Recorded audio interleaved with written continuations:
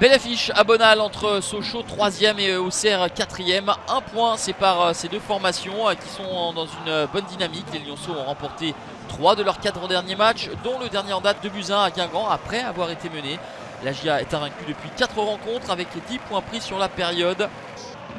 9 buts marqués et un seul encaissé.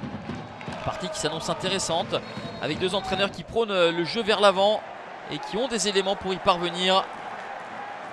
Avec notamment côté sochalien Aldo Kalulu qui va très vite mais qui ne convertit pas sa tentative avec ce petit ballon piqué devant Donovan Léon. La réaction des Auxerrois avec la remise du meilleur buteur de Ligue 2 BKT, Gaëtan Charbonnier, pour Gauthier 1. Les deux joueurs qui combinent, la frappe de Gauthier 1. C'est un petit peu écrasé mais finalement ça vient mourir à quelques millimètres du montant de Maxence Prévost.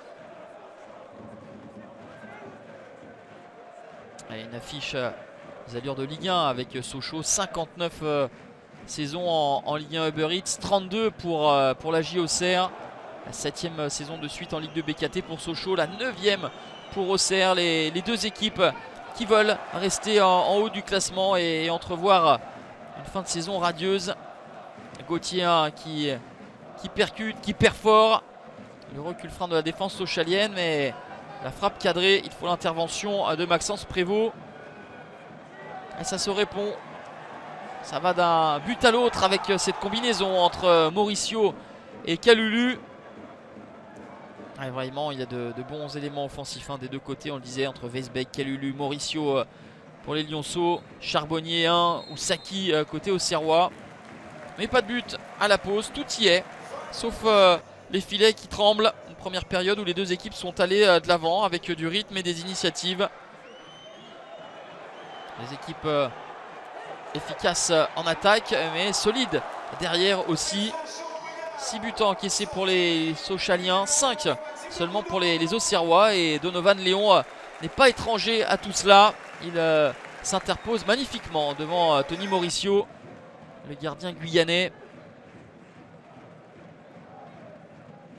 Autour d'Auxerre de porter le danger avec cette frappe de Mathias Autrette. Il semblait battu. Maxence Prévost semblait camper sur ses appuis sur la tentative de l'ancien Brestois. La barre transversale qui sauve les Sochaliens.